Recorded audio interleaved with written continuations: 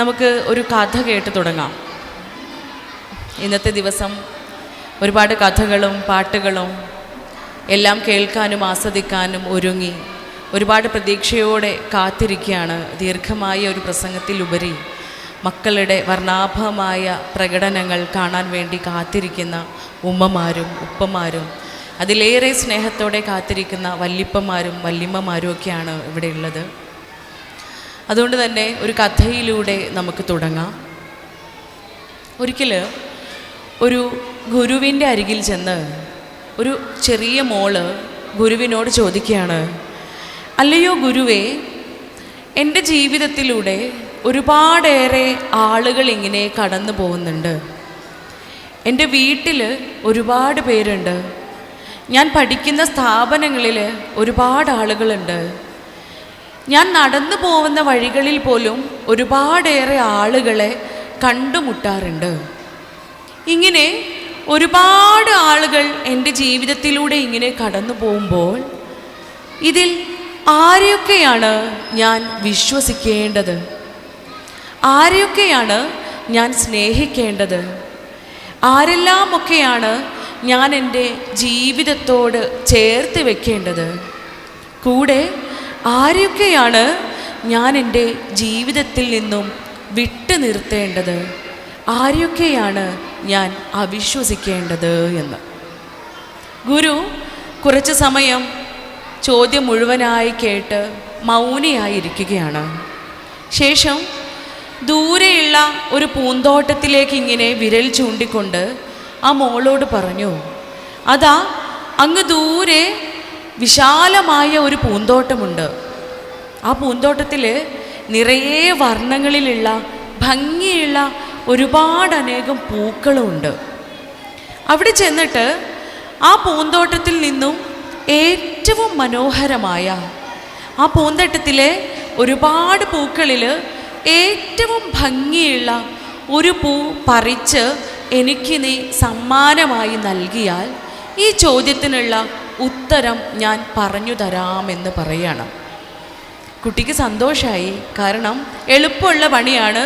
ഓടിച്ചെന്ന് പൂന്തോട്ടത്തിലെത്തി അവിടെ നിന്നും ഒരു പൂ പറിച്ച് കൊണ്ടുവന്ന് കൊടുത്താൽ മതി. ഓടിച്ചെന്ന് പൂന്തോട്ടത്തിനരികിലെത്തി നോക്കുമ്പോൾ കണ്ട കാഴ്ച എന്താണെന്നറിയാമോ? മനോഹരമായ പൂക്കളുള്ള വിശാലമായ പൂന്തോട്ടാണ്.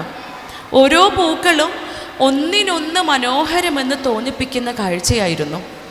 കുട്ടി പൂന്തോട്ടത്തിലെത്തിയ സമയത്ത് തന്നെ ആദ്യം തൻ്റെ കണ്ണുകളിൽ ഉടച്ച ഒരു പൂവുണ്ടായിരുന്നു. ഏറ്റവും ഭംഗിയുള്ള ഒരു പൂവ്. കുട്ടിക്ക് സന്തോഷമായി. ആ പൂ തന്നെയാവാം ഗുരുവിന് സമ്മാനിക്കേണ്ട പൂവെന്ന് ഉറപ്പിച്ചുകൊണ്ട് ആ പൂ പറിക്കാൻ വേണ്ടി പതിയെ കുനിയുകയാണ്. പതിയെ കുനിഞ്ഞ് തൻ്റെ കൈകളിങ്ങനെ ആ പൂവിൻ്റെ തണ്ടുകളിൽ സ്പർശിക്കുമ്പോൾ പെട്ടെന്നാണ് ആ പൂവിൻ്റെ പിറകിൽ ആ പൂവിനേക്കാൾ മനോഹരമായ മറ്റൊരു പൂവിനെ കാണുന്നത്. കുട്ടിക്ക് വീണ്ടും സന്തോഷം വർദ്ധിക്കുകയാണ് ചെയ്തത്. കാരണം എന്താ? ആദ്യം കണ്ട പൂവിനേക്കാൾ ഭംഗിയുണ്ട് രണ്ടാമത് കണ്ട പൂവിന്. കുട്ടി എന്ത് ചെയ്തു? രണ്ടാമത്തെ പൂ പറിക്കാൻ വേണ്ടി തൻ്റെ കൈകൾ ഇങ്ങനെ ആ പൂക്കളിലേക്ക് നീട്ടുകയാണ്.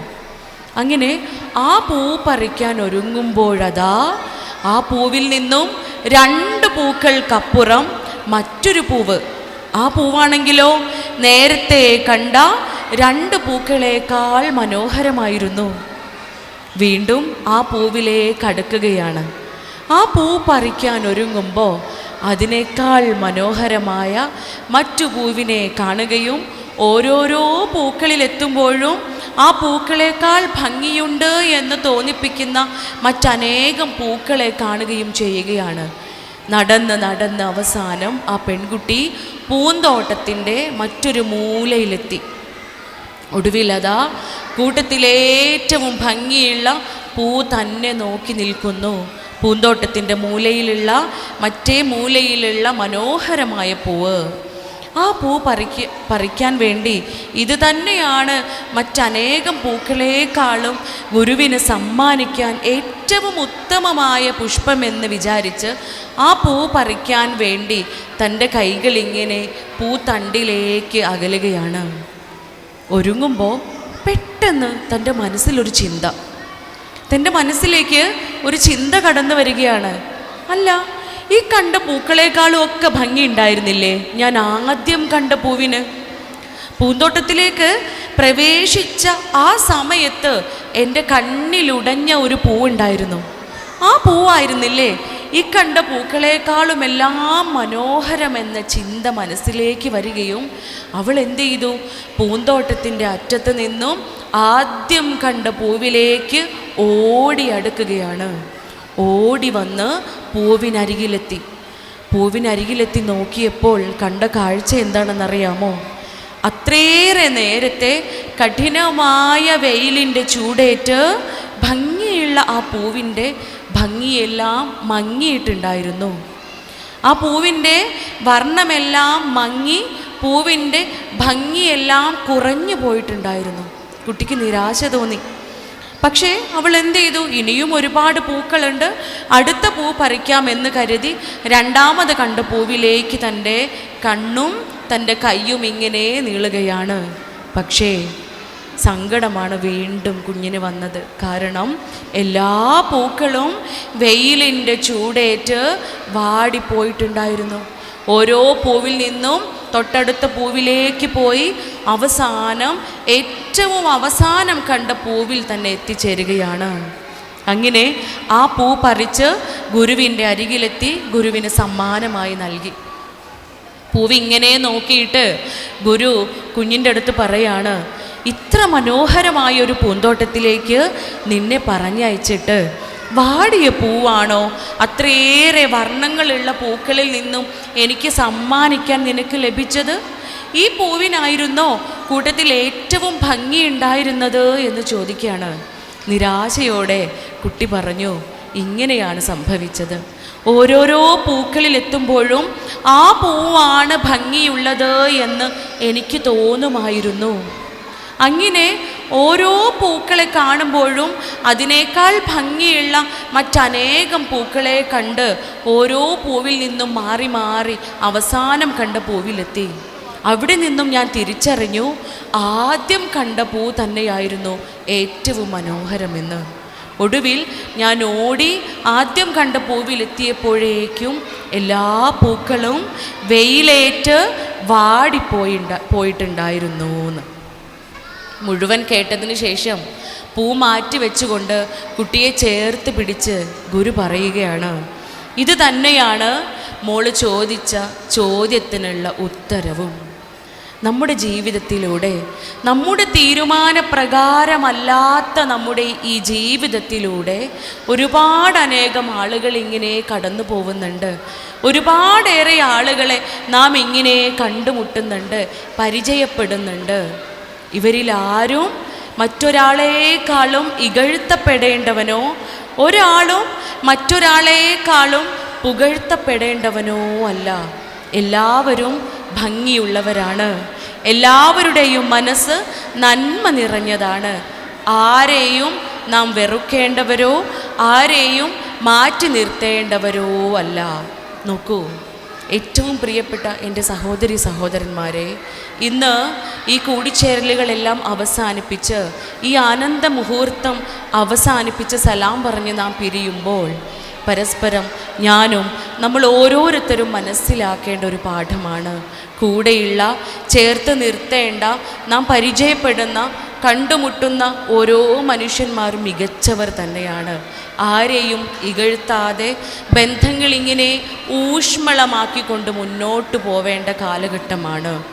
ഇവിടെ ഓർക്കുക, പരിശുദ്ധ ഖുർആൻ നാം ഓരോരുത്തരോടും ഉണർത്തുകയാണ്, നിങ്ങൾ അള്ളാഹുവിനെ സൂക്ഷിക്കുകയും ബന്ധങ്ങളെ സൂക്ഷിക്കുകയും ചെയ്യുക.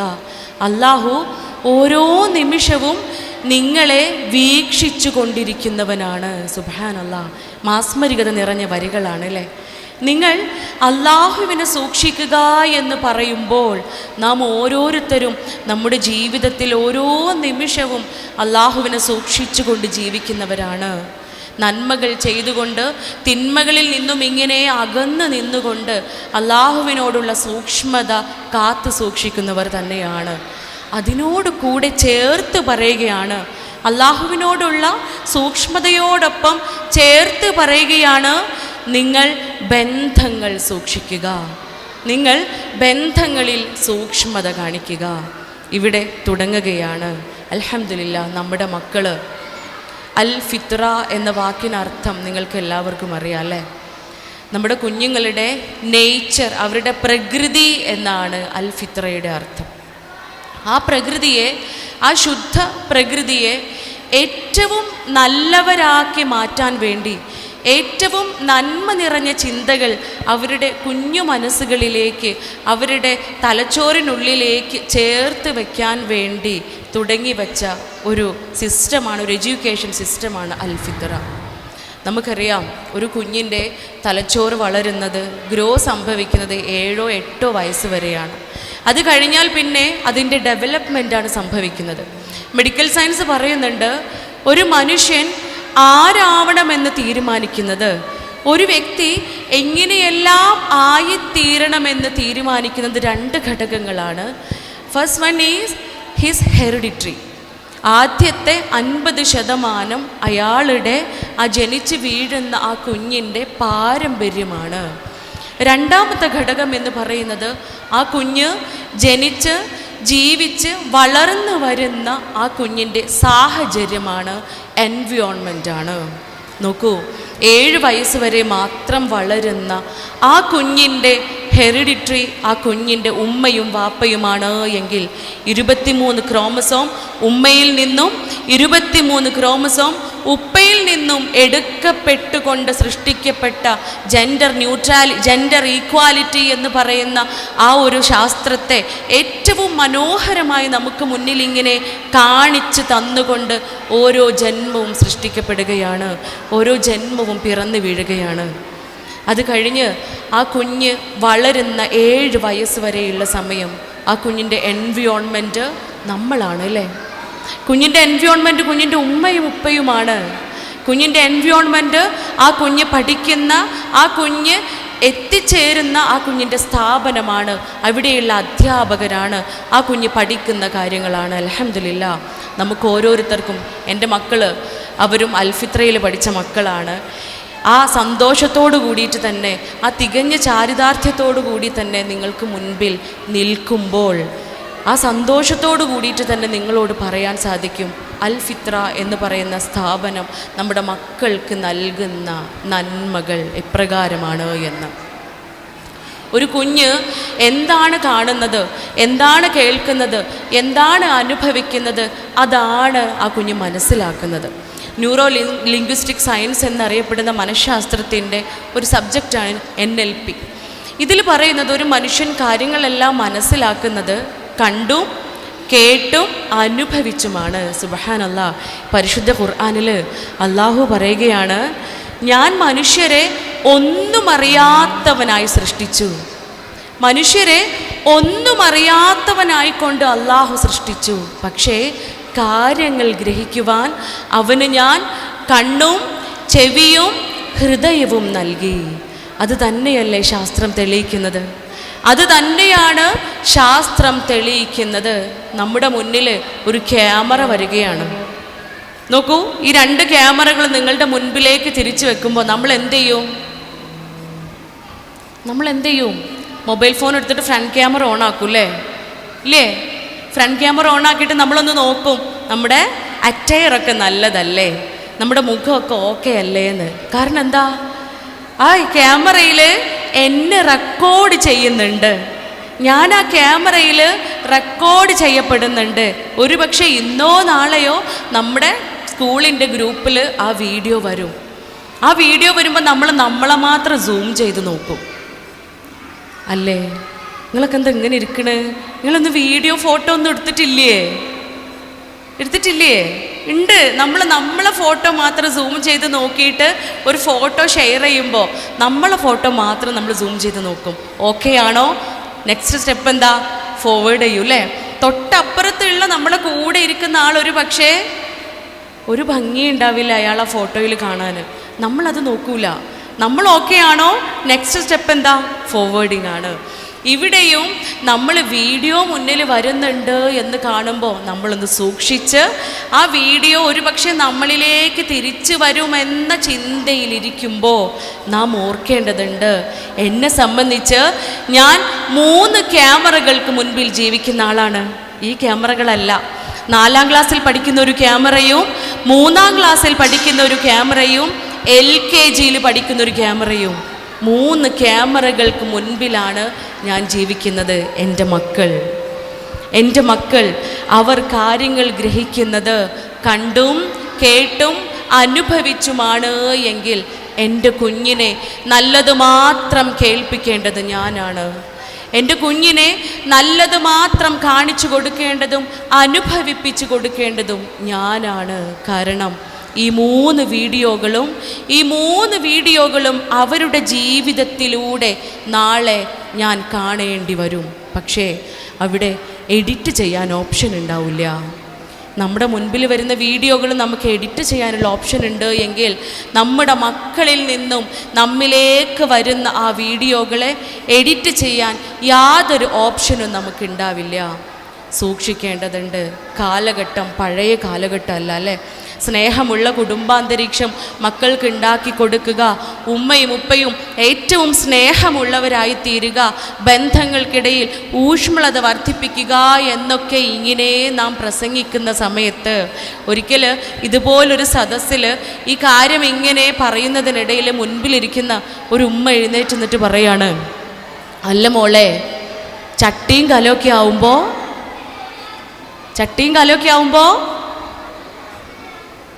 കോഴിക്കോടും തട്ടിയും മുട്ടിയും തന്നെയാ. ഞാൻ വിചാരിച്ചു അത് പറഞ്ഞ നാട്ടിൽ മാത്രമാണ് തട്ടിയും മുട്ടിയൊക്കെ ഇരിക്കുന്നത് എന്ന്. ചട്ടിയും കലമൊക്കെ ആവുമ്പോൾ തട്ടിയും മുട്ടിയൊക്കെ അല്ലേ ഇരിക്കുക എന്ന്. പക്ഷേ നമ്മൾ മനസ്സിലാക്കേണ്ടത് എന്താണെന്നറിയാമോ? കമ്പ്യൂട്ടർ യുഗമൊക്കെ കഴിഞ്ഞു. ദിസ് ഈസ് റോബോട്ടിക്സ് എറ. ഇത് റോബോട്ടുകളുടെ കാലഘട്ടമാണ് അല്ലേ?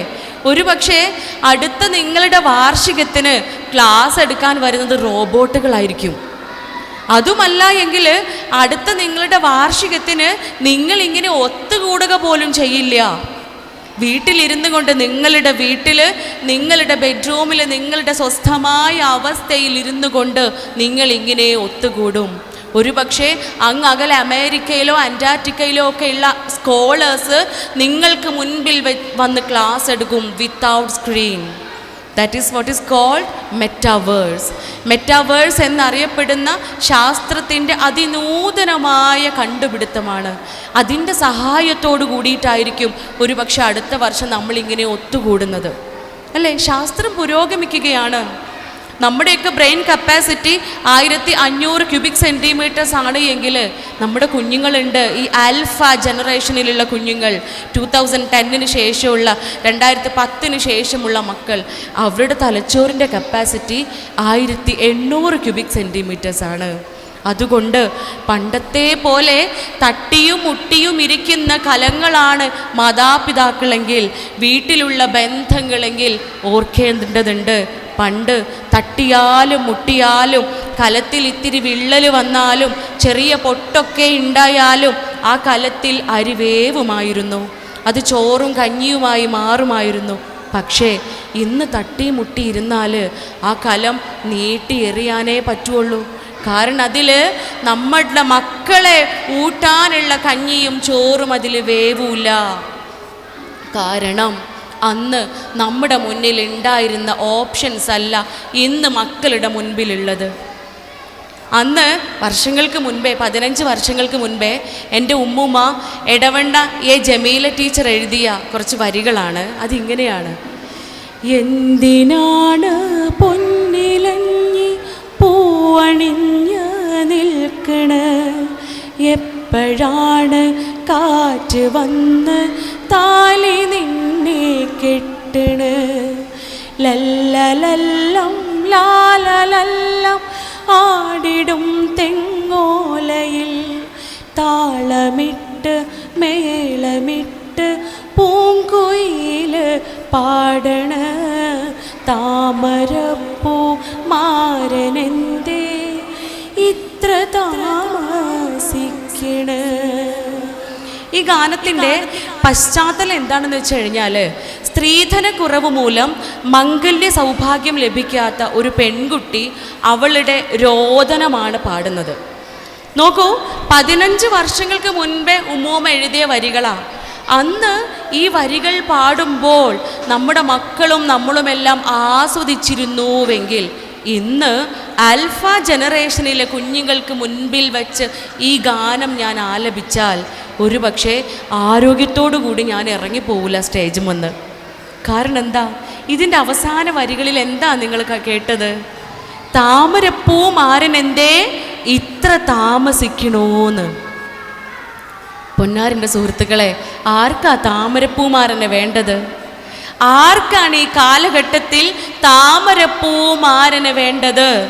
അന്ന് പണ്ട് ഈ കലവും ചട്ടിയും തട്ടിയും മുട്ടിയൊക്കെ ഇരുന്നാലും മക്കൾക്ക് ഒരു പക്ഷേ അവരുടെ പഠനകാലം കഴിഞ്ഞാൽ, അല്ലെങ്കിൽ 18 വയസ്സ് കഴിഞ്ഞാൽ, അല്ലെങ്കിൽ ജോലിയായി വരുമാനമായി കഴിഞ്ഞാൽ വിവാഹമെന്ന് പറയുന്ന നമ്മുടെ ജീവിതത്തിൻ്റെ മനോഹരമായ മറ്റൊരു അവസ്ഥയിലേക്ക്, മറ്റൊരു ഫേസിലേക്ക്, മറ്റൊരു സ്റ്റേജിലേക്ക് എത്തുക എന്നതായിരുന്നു മുൻപിലുണ്ടായിരുന്ന ഓപ്ഷൻ. പക്ഷേ ഈ കാലഘട്ടത്തിൽ ഓപ്ഷൻസ് നിരവധിയാണ്. അനവധി അവസരങ്ങളാണ് മുൻപിലുള്ളത്. എന്തിന് വിവാഹം കഴിക്കണം? ലിബറലിസത്തിൻ്റെ കാലഘട്ടമാണ്. ജെൻഡർ ഈക്വാലിറ്റിയുടെ മാത്രമല്ല, ജെൻഡർ ന്യൂട്രാലിറ്റിയുടെ കാലമാണ്. എന്താ ജെൻഡർ ന്യൂട്രാലിറ്റി? എന്താണ് ഹോമോസെക്ഷുവാലിറ്റി? എന്താണ് ബൈസെക്ഷുവാലിറ്റി? എന്താണ് ലെസ്ബിയനിസവും ഗേയിസവും? നാം മനസ്സിലാക്കേണ്ടതുണ്ട്. കാരണം നമുക്ക് ഓരോരുത്തർക്കും ഇതൊക്കെ വെറും ടേംസ് ആയിരിക്കാം, വാക്കുകളായിരിക്കാം. ഒരു വേള തെറ്റാതെ ഈ വാക്കുകൾ പറയണമെങ്കിൽ 10-15 തവണ ഇമ്പോസിഷൻ എഴുതേണ്ടി വരും നമുക്ക്. പക്ഷേ ഉണ്ടല്ലോ, നമ്മുടെ മക്കളില്ലേ അവർ ജീവിച്ചു വരുന്ന ഈ സമൂഹം, അവർ ജീവിച്ചു വരുന്ന ഈ ലോകം, ഈ ഇത്തരം വാക്കുകളുടെ വക്താക്കളാണ് അവർ. അത് അവരുടെ ജീവിത രീതിയാണ്. അവർക്ക് മുൻപിൽ ഇങ്ങനെ വിശാലമായി പരന്നു കിടക്കുകയാണ് ഇത്തരം തിയറികൾ. ആ തിയറികളിലേക്ക് ഇറങ്ങിച്ചെന്നാൽ എന്ത് രസമാണെന്നറിയോ നിങ്ങൾക്ക്? കല്യാണം കഴിഞ്ഞ് 6 മാസം കഴിഞ്ഞൊരു പെൺകുട്ടി എൻ്റെ അടുത്ത് കൗൺസിലിങ്ങിന് വരിക. ആ കുട്ടിയുടെ പരാതി എന്താണെന്നറിയാമോ? ആ കുട്ടിയുടെ ഭർത്താവിൻ്റെ ഉപ്പ പുറത്ത് സോഫയിലിരിക്കും, എന്നിട്ട് ഉമ്മാനെ ഡീ എന്ന് വിളിക്കും. അപ്പോൾ ഉമ്മ ചായ ഉണ്ടാക്കി കൊണ്ടുപോയി കൊടുക്കും. ഉപ്പ എന്ത് ചെയ്യും? ഏകദേശം അരമണിക്കൂറെടുത്ത് ആസ്വദിച്ച് ചായ കുടിക്കും. ചായ കുടിച്ചതിന് ശേഷം അടുത്ത ഡീ എന്ന് വിളിക്കുമ്പോൾ ഉമ്മ വന്ന് ആ ഗ്ലാസ് എടുത്ത് കൊണ്ടുപോയി കഴുകി വെക്കും. I want divorce. അവൾ പറയാണ്, ഐ വോണ്ട് ഡിവോഴ്സ്, എനിക്ക് ഡിവോഴ്സ് വേണം. ഞാൻ ചോദിച്ചു, നീ വാപ്പാനെ അല്ലല്ലോ കല്യാണം കഴിച്ചത്, വാപ്പാൻ്റെ മോനെയല്ലേ, പിന്നെ എന്തിന് ഡിവോഴ്സ് വേണം? ആ കുട്ടി പറയാ, ഡോക്ടറെ, ഈ ഉപ്പാനെ കണ്ടല്ലേ എൻ്റെ ഇണ പഠിച്ചിട്ടുണ്ടാവുക. എൻ്റെ ഭർത്താവ് ഈ ഉപ്പയെ കണ്ട് പഠിച്ചവനാണ്. അവന് ഞാൻ കട്ടൻ ചായ ഉണ്ടാക്കി കൊടുക്കേണ്ടി വരും, അവൻ്റെ ഡ്രസ്സ് ഞാൻ അയൺ ചെയ്ത് കൊടുക്കേണ്ടി വരും, അവൻ്റെ ഷൂ ഞാൻ പോളിഷ് ചെയ്ത് കൊടുക്കേണ്ടി വരും, അവൻ കഴിച്ച പാത്രം പോലും ഞാൻ കഴുകി വെക്കേണ്ടി വരുമെന്ന്. കാലം മാറിയില്ലേ? കാലം മാറി. എനിക്ക് 3 ആൺകുട്ടികളാണേ. നേരത്തെ പറഞ്ഞില്ലേ, 4ാം ക്ലാസ്സിലും 3ാം ക്ലാസ്സിലും LKGയിലും പഠിക്കുന്ന 3 ആൺകുട്ടികളാണ്. ഇൻഷാ അല്ലാഹ് ജീവനോടെ ബാക്കിയുണ്ട് എങ്കിൽ, എൻ്റെ തമ്പുരാൻ വിധി കൂട്ടുകയാണ് എങ്കിൽ 3 പെൺകുട്ടികളെ അവർ കൊണ്ടുവരുമെന്ന പ്രതീക്ഷയിലാണ് ജീവിക്കുന്നത്. അന്ന് വൈകുന്നേരം ക്ലിനിക്ക് അടച്ച് വീട്ടിൽ ചെന്നയുടനെ ചെയ്തത് എന്താണെന്നറിയോ? 3 മക്കളെയും വിളിച്ചു വരുത്തി ഞാൻ പാത്രം കഴുകാൻ പഠിപ്പിച്ചു കൊടുത്തു. കാരണം എനിക്ക് പെൺകുട്ടികൾ ഓരല്ലേ കൊണ്ടുവരുള്ളൂ. ഇപ്പം ചെറുതുണ്ട്, 3.5 വയസ്സായ മോന്, അവൻ പോലും കസേര നീക്കിയിട്ട് സിങ്കിൻ്റെ അടുത്ത് കൊണ്ടുവന്ന് എണീറ്റ് നിന്ന് അവൻ്റെ പാത്രം കഴുകി വെക്കും. ഓനും ഉണ്ടാവില്ലേ പെണ്ണെട്ടാൻ പൂതി ഇല്ലേ? ഇതാണ് കാലഘട്ടം. ഇവിടെ മനസ്സിലാക്കണമെങ്കിൽ ഉമ്മ ചായയുണ്ടാക്കി കൊണ്ടുപോയി കൊടുക്കുന്നത് ഉപ്പയോടുള്ള സ്നേഹമാണ്. ഉപ്പയുടെ ഡി എന്ന വിളിയിൽ ഉമ്മയോടുള്ള സ്നേഹമാണ് എന്ന് പറഞ്ഞു കൊടുത്തല്ല മനസ്സിലാക്കേണ്ടത്, അത് പകർന്നു കൊടുക്കേണ്ടതാണ്. ഉമ്മ അടുക്കളയിലിരുന്ന് പ്രാഗി പറഞ്ഞാണ് ചായ ഉണ്ടാക്കുന്നത് എങ്കിൽ, ചായ ഉണ്ടാക്കി കൊണ്ടുപോയി കൊടുത്തു കഴിഞ്ഞ് അടുക്കളയിലിരുന്ന് ഉമ്മയുടെ ജീവിതമോ ഇങ്ങനെ നരകത്തിലായിപ്പോയി എന്ന് ഗദ്ഗതം പറയുന്നുവെങ്കിൽ ഓർക്കേണ്ടതുണ്ട്, മക്കൾക്ക് മുന്നിൽ ഓപ്ഷൻസ് ഒരുപാടാണ്. ഓപ്ഷൻസ് നിരവധി അനവധിയാണ്. കല്യാണം കഴിക്കേണ്ടതില്ല. ആണിന് പെണ്ണിനെയോ പെണ്ണിന് ആണിനെയോ കല്യാണം കഴിക്കുന്നത് സ്ത്രീയുടെ അടിമത്വമല്ലേ, പുരുഷൻ്റെ മേധാവിത്വമല്ലേ എന്ന് ദിവസവും 2, 3, 4, 5, 10 കേസുകൾ ക്ലിനിക്കിൽ കാണുന്നയാളാണ്. അതുകൊണ്ട് ഉണർത്തുകയാണ്, അത് വീടുകളിൽ പഠിപ്പിച്ചു കൊടുക്കണം. ആ മാതൃക പരിശുദ്ധ ഇസ്ലാം മതം മാത്രമാണ് നൽകുന്നത് എന്നുകൂടി ഓർക്കേണ്ടതുണ്ട്. മറ്റൊരു മതത്തിലും ഹലാലും ഹറാമുമില്ല. നോക്കൂ, ഒരു പെണ്ണിന് വിവാഹം കഴിക്കുന്നതിൽ, ആണിനെ സ്നേഹിക്കുന്നതിലോ കല്യാണം കഴിക്കുന്നതിലോ ഹോമോസെക്ഷുവാലിറ്റിയിലോ മറ്റൊരു ശാസ്ത്രത്തിനും ഒരു പ്രശ്നവുമില്ല. അംഗീകരിക്കുകയാണ്. നമ്മുടെ നിയമവ്യവസ്ഥ പോലും അതിനെ അംഗീകരിക്കുന്ന കാലഘട്ടം വരുമ്പോൾ അതിനെ ഹറാമാക്കിയ മതം നമ്മുടെ മതമല്ലേ? ഞാനൊരു അനുഭവം പങ്കുവെക്കുകയാണ്. ഒരിക്കൽ എൻ്റെ ക്ലിനിക്കൽ എക്സ്പീരിയൻസിൽ വളരെയധികം ചാരിതാർത്ഥ്യം തോന്നിയ, സന്തോഷം തോന്നിയ ഒരു എക്സ്പീരിയൻസ് ആയിരുന്നു. 40 വയസ്സ് പ്രായമുള്ള ഒരാൾ ക്ലിനിക്കിൽ കൗൺസിലിങ്ങിന് വരികയാണ്. അയാളുടെ പ്രശ്നം എന്താണെന്ന് വെച്ചാൽ, ശരീരം കൊണ്ട് വ്യക്തമായ ഒരു പുരുഷനാണ് എങ്കിലും സംസാരത്തിലും നടത്തത്തിലും പെരുമാറ്റത്തിലും സ്ത്രൈണത കലർന്ന രൂപമായിരുന്നു. കല്യാണം കഴിഞ്ഞ് 2 മക്കളുള്ള ആളായിരുന്നു. അദ്ദേഹത്തെ സ്വവർഗരതി എന്ന് പറയുന്ന വിഷം വമിക്കുന്ന ആ കാര്യത്തിന് വേണ്ടി പലരും ഉപയോഗപ്പെടുത്തുകയാണ്. സങ്കടം സഹിക്കാൻ പറ്റാതെ, ചെറുത്ത് നിർത്താൻ സാധിക്കാതെ കൗൺസിലിങ്ങിന് വരികയാണ്. എൻ്റെ മുൻപിൽ വലിയ ചോദ്യചിഹ്നമായി നിന്നിരുന്ന ഒരു കേസായിരുന്നു. അൽഹംദുലില്ലാ 4 സിറ്റിംഗ് കഴിഞ്ഞപ്പോഴത്തിന് അദ്ദേഹം പൂർണ്ണമായും അതിൽ നിന്ന് മാറ്റപ്പെട്ടു. പരിശുദ്ധ ഇസ്ലാം നിഷ്കർഷിക്കുന്ന ഓരോ കാര്യങ്ങളും പറഞ്ഞു കൊടുത്തുകൊണ്ട് അദ്ദേഹത്തെ മാറ്റിയെടുക്കാൻ സാധിച്ചു എന്നത് അൽഹംദുലില്ലാ വലിയ സന്തോഷം നിറഞ്ഞൊരു കാര്യമായിരുന്നു. പക്ഷേ ദുഃഖം മറ്റൊന്നാണ്. 2 ആഴ്ചകൾക്ക് ശേഷം അയാൾ വീണ്ടും ക്ലിനിക്കിൽ വന്ന് പൊട്ടി കരഞ്ഞിട്ട് പറയാണ്, ഡോക്ടറെ, ഞാൻ വീണ്ടും പഴയ പോലെയായി എന്ന്. സങ്കടം വന്നു. ഞാൻ ചോദിച്ചു, നിങ്ങൾക്ക് പറഞ്ഞു തന്നിരുന്ന മെഡിറ്റേഷനും കാര്യങ്ങളൊക്കെ ചെയ്തിട്ടുണ്ടായിരുന്നില്ലേ? ഒരുപാട് തെറാപ്പികൾ പറഞ്ഞു കൊടുത്തിട്ടുണ്ടായിരുന്നു, അതൊക്കെ ചെയ്തിട്ടുണ്ടായിരുന്നില്ലേ എന്ന് ചോദിച്ചപ്പോൾ അയാൾ പറഞ്ഞു, അതൊക്കെ ചെയ്തിരുന്നു. പക്ഷേ മെഡിക്കൽ കോളേജിൽ ഫ്രീ കൗൺസിലിംഗ് ഉണ്ട് എന്ന് പറഞ്ഞു ഞാൻ ചെന്നു. മെഡിക്കൽ കോളേജിൽ ഫ്രീ കൗൺസിലിംഗ് ഉണ്ട് എന്ന് പറഞ്ഞപ്പോൾ ഫ്രീ കൗൺസിലിംഗ് ആണല്ലോ, ഒന്ന് പോയി അറ്റൻഡ് ചെയ്യാമെന്ന് പറഞ്ഞിട്ട് ഞാൻ ചെന്നതാണ്. അവിടെ ചെന്ന് ഡോക്ടറോട് ഞാൻ എൻ്റെ പ്രശ്നങ്ങളൊക്കെ പറഞ്ഞപ്പോൾ പ്രശ്നങ്ങളൊക്കെ മാറിയിട്ടുണ്ടായിരുന്നു. എന്നാലും എനിക്കിങ്ങനെ പ്രശ്നങ്ങൾ ഉണ്ടായിരുന്നു എന്ന് പറഞ്ഞപ്പോൾ ഡോക്ടർ പറഞ്ഞു, അതിനെന്താ കുഴപ്പം?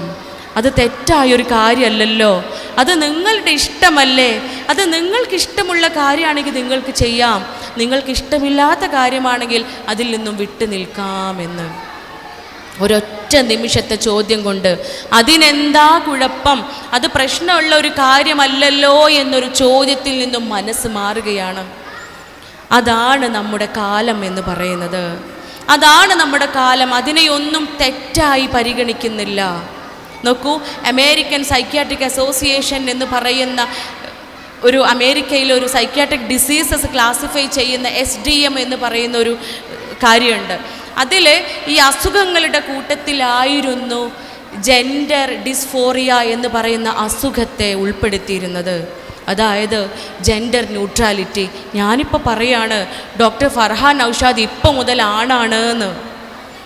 ആർക്കും ചോദ്യം ചെയ്യാൻ പറ്റൂല. എൻ്റെ ഇണ വന്ന് പറയാണ്, എൻ്റെ ഉമ്മയും വന്ന് പറയാണ്, അല്ല മോളെ നീ പെണ്ണല്ലേന്ന്. എനിക്ക് കോഴിക്കോട് പോലീസ് സ്റ്റേഷനിൽ പോയി പരാതി കൊടുക്കാം. കാരണം എനിക്ക് അനുവാദമുണ്ട് എനിക്ക് തോന്നുന്ന ജെൻഡർ സ്വീകരിക്കാൻ. അതാണ് ജെൻഡർ പൊളിറ്റിക്സ്.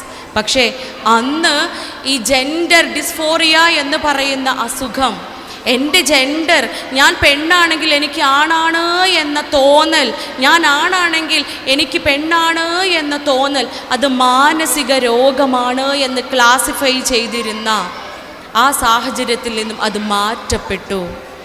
ഈ ജെൻഡർ പൊളിറ്റിക്സിന് വേണ്ടിയിട്ട് ആക്ടിവിസ്റ്റ് അതിൻ്റെ പിറകെ നടക്കുകയും അവർ പ്രശ്നങ്ങൾ ഉണ്ടാക്കിക്കൊണ്ട് സമരങ്ങൾ ചെയ്തുകൊണ്ട് SDM എന്ന് പറയുന്ന ആ കാറ്റഗറിയിൽ നിന്നും അത് രോഗമല്ലാത്ത ഒരവസ്ഥയാണ് എന്ന് പറയുകയും അതിൽ നിന്ന് ആ എണ്ണത്തിൽ നിന്ന് അത് മാറ്റുകയും ചെയ്യുകയാണ് ചെയ്തത്. നിങ്ങൾ ഓർക്കേണ്ടതുണ്ട്, ആ കാലഘട്ടത്തിലേക്കാണ് നമ്മളെ മക്കളെ പ്രസവിച്ചിട്ട് കൊടുക്കുന്നത്. അവർ കേൾക്കുന്നതും കാണുന്നതുമെല്ലാം വിഷം വമിക്കുന്ന ഇത്തരം തിയറികളാണ്. നമ്മളെ മക്കളുടെ മനസ്സ് മാറുന്നത്, അവരുടെ പ്രവൃത്തികൾ മാറുന്നത്, അവരുടെ ചിന്തകൾ മാറുന്നത് ഒരു കൗൺസിലർക്കോ ഡോക്ടർക്കോ അല്ല ആദ്യം മനസ്സിലാകുക, അത് ഉമ്മാക്കും ഉപ്പാക്കുമാണ്. ആ കുഞ്ഞിൻ്റെ വീട്ടിലുള്ള, ആ കുഞ്ഞിൻ്റെ എൻവിയോൺമെൻറ്റ് എന്നറിയപ്പെടുന്ന ആ കുഞ്ഞിൻ്റെ വീട്ടിലുള്ള ബന്ധങ്ങൾക്കാണ്, ആ കുഞ്ഞിൻ്റെ വീട്ടിലുള്ള ഉമ്മാക്കും ഉപ്പാക്കും വല്യമ്മാക്കും വല്യപ്പാക്കും അല്ലെങ്കിൽ മറ്റു ബന്ധുക്കൾക്കുമാണ് ആദ്യം മനസ്സിലാക്കേണ്ടത്. കൗൺസിലർ അടുത്തേക്കല്ല കൊണ്ടുപോവേണ്ടത്. ആ ആവശ്യം വരില്ല, കൗൺസിലറെ ബന്ധപ്പെടേണ്ട ആവശ്യം വരികയില്ല. യഥാസമയത്ത് മക്കളുടെ മാറ്റങ്ങൾ ഉൾക്കൊള്ളുവാനും മനസ്സിലാക്കുവാനും നമുക്ക് സാധിക്കുന്നുണ്ട് എങ്കിൽ, അത് മനസ്സിലാക്കണമെങ്കിൽ ബന്ധങ്ങൾ ഊഷ്മളമാവണം. ഇണകൾക്കുള്ളിൽ, കുഞ്ഞിൻ്റെ മാതാപിതാക്കൾക്കുള്ളിലുള്ള ബന്ധം മനോഹരമാവണം. നിങ്ങൾ പരസ്പരം ആനന്ദിക്കുവാനും ആഹ്ലാദിക്കുവാനും സംതൃപ്തി അടയുവാനും വേണ്ടി നിങ്ങളെ ഞാൻ ഇണകളാക്കി സൃഷ്ടിച്ചിരിക്കുന്നു എന്ന് പരിശുദ്ധ ഖുർആൻ എനിക്കും നിങ്ങൾക്ക് ഓരോരുത്തർക്കും നൽകുന്ന വാഗ്ദാനമാണ്. നാം ഓർക്കേണ്ടതുണ്ട്, എൻ്റെ കുഞ്ഞിന് ഞാനും എൻ്റെ ഇണയും സന്തോഷവും സംതൃപ്തിയും ആനന്ദവുമാണോ നൽകുന്നത്? ഒരു കുട്ടിയെ കൗൺസിലിങ്ങിന് കൊണ്ടുവരുമ്പോൾ ആ കുഞ്ഞിന് +2 പഠിക്കുന്ന മോളാണ്, അവൾക്ക് ഛർദിയാണ്. എന്ത് കഴിക്കുമ്പോൾ അവളെ ഛർദിക്കുകയാണ്. കഴിഞ്ഞ 18 വർഷമായി, ഈ ജനിച്ച അന്ന് മുതൽ 3 വയസ്സ് മുതൽ ഈ സമയം വരെ അവളെ ചികിത്സിക്കാത്ത ഇടങ്ങളില്ല. മെഡിക്കൽ കോളേജിൽ കൊണ്ടുപോയി സകല ടെസ്റ്റുകളും ചെയ്തു, എൻഡോസ്കോപ്പി ചെയ്തു, കൊളോണോസ്കോപ്പി ചെയ്തു, ഈവൻ ബയോപ്സി പോലും എടുത്തു. പക്ഷേ എല്ലാത്തിൻ്റെയും റിപ്പോർട്ട് നോർമലാണ്, ഒന്നിലൊരു കുഴപ്പമില്ല. അവസാനം ഡോക്ടർ പറയുകയാണ്, നിങ്ങൾ ഒരു കൗൺസിലറെ കൂടി ബന്ധപ്പെടുക. കൗൺസിലിങ്ങിന് കൊണ്ടുവന്നു. സംസാരിച്ചു തുടങ്ങിയപ്പോൾ ആ കുട്ടി പറയുകയാണ്, ചെറിയ പ്രായത്തിൽ കുഞ്ഞുകുട്ടിയായിരിക്കുന്ന സമയത്ത് ഓർമ്മ വെച്ച കാലം മുതലേ ഉമ്മയും ഉപ്പയും എപ്പോഴും പ്രശ്നമാണ്. അവർ തമ്മിൽ എപ്പോഴും പ്രശ്നമാണ്, അവർ തമ്മിൽ എപ്പോഴും അടിയാണ്. അന്ന് കുഞ്ഞു പ്രായത്തിൽ, ചെറിയ പ്രായമായ സമയത്ത് ഉമ്മയൊപ്പം തമ്മിൽ പ്രശ്നം തുടങ്ങുമ്പോൾ ഉമ്മ എന്ത് ചെയ്യും? ഇവൾക്ക് ഒരു പാത്രത്തിൽ കുറച്ച് ഭക്ഷണം ഇട്ട് കൊടുക്കും. 3 വയസ്സുള്ള സമയത്ത് അവൾ ആ ഭക്ഷണം കഴിക്കും. അവൾ ഓരോ വറ്റായി എടുത്തെടുത്ത് കഴിക്കുമായിരുന്നു. ഇവർ ബഹളം വയ്ക്കുമ്പോൾ, ഇവർ പ്രശ്നം ഉണ്ടാകുന്ന സമയത്ത് അവിടെ നിന്നും ശ്രദ്ധ അവളിലേക്ക് എത്താൻ വേണ്ടിയിട്ട് ആ കുഞ്ഞ് കരയും. പക്ഷെ ഉമ്മ മൈൻഡ് ചെയ്യുമായിരുന്നില്ല. അങ്ങനെ ഉപ്പയുടെ ശ്രദ്ധ അവളിലേക്ക് എത്താൻ വേണ്ടിയിട്ട് അവൾ എന്ത് ചെയ്തു? ഛർദ്ദിക്കാൻ തുടങ്ങി. ഛർദി വരാണ്ട് തന്നെ അവൾ സ്വമേധയാ ഛർദ്ദിപ്പിക്കാൻ തുടങ്ങി. ഇങ്ങനെ ഛർദ്ദിക്കുമ്പോൾ എന്ത് ചെയ്യും? ഉമ്മയും ഓടി വരും, അവളെടുക്കും, അവളെ ശ്രദ്ധിക്കും. ഇത് അവളൊരു ശീലമാക്കി മാറ്റി. അവസാനം ഛർദ്ദിച്ച് നമ്മുടെ ശരീരത്തിൽ, നമ്മുടെ ആമാശയത്തിൽ ഭക്ഷണം അങ്ങോട്ടേക്ക് മാത്രം ഇറങ്ങുക എന്നൊരു സിസ്റ്റം ഉണ്ട്. ആ സിസ്റ്റത്തെ ശരീരം തന്നെ ഇങ്ങനെ ചെയ്ത് ആ സിസ്റ്റത്തിന് പ്രശ്നം വരികയും പിന്നീട് എന്ത് കഴിക്കുമ്പോഴും ഛർദ്ദിക്കാൻ തോന്നുക എന്നൊരവസ്ഥയിലേക്ക് അവൾ എത്തുകയും ചെയ്തു. നോക്കൂ, ഇതൊരു ഉദാഹരണമാണ് എങ്കിൽ ഇതുപോലെയുള്ള നിരവധി ഉദാഹരണങ്ങളാണ് ഓരോ ദിവസവും കാണാറുള്ളത്. എല്ലാത്തിൻ്റെയും ബേസിക് എന്താണ്? വീട്ടിൽ ധാർമ്മികത നൽകുക. നാം പഠിച്ച കാര്യങ്ങൾ, നാം എല്ലാവരും മദ്രസയിൽ പോയി എന്താണ് ഇസ്ലാം മതം എന്ന് പഠിച്ചവരാണ്. ഇപ്പോഴും വായിക്കുന്നു, ഇപ്പോഴും കേൾക്കുന്നു, ഇപ്പോഴും നാം പഠിച്ചുകൊണ്ടേയിരിക്കുന്നു. എന്താണ് ഇസ്ലാമിൽ? It's an ideology. ഇസ്ലാം എന്ന് പറയുന്നത് ഒരു ജീവിത രീതിയാണ്.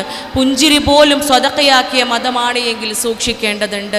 ആ രീതി അതുപോലെ നമ്മുടെ ജീവിതത്തിൽ പ്രാവർത്തികമാക്കുകയാണ് എങ്കിൽ നമ്മുടെ മക്കൾ മറ്റൊരു ലഹരികളിലേക്കും മറ്റൊരു ആനന്ദങ്ങളിലേക്കും വഴിതെറ്റിപ്പോവാതെ ആ പട്ടത്തിൻ്റെ ഒരറ്റം നമ്മുടെ കൈകളിൽ തന്നെ മുറുകെ പിടിക്കാൻ സാധിക്കുമെന്ന് ഞാനും നിങ്ങളും ഓർക്കേണ്ടതുണ്ട്. ഖുർറത്തൈൻ എന്നാണ് പരിശുദ്ധ ഖുർആൻ പറയുന്നത്. നമ്മുടെ മക്കളും കുടുംബവും കൺകുളിർമയേകുമാറ് പടച്ചവൻ സംവിധാനിക്കുമാറാവട്ടെ എന്ന് പ്രാർത്ഥിച്ചുകൊണ്ട് വാഹിർ ദഅ്വാന അൽഹംദുലില്ലാഹി റബ്ബിൽ ആലമീൻ. അസ്സലാമു അലൈക്കും വറഹ്മത്തുള്ളാഹി വബറകാതുഹു.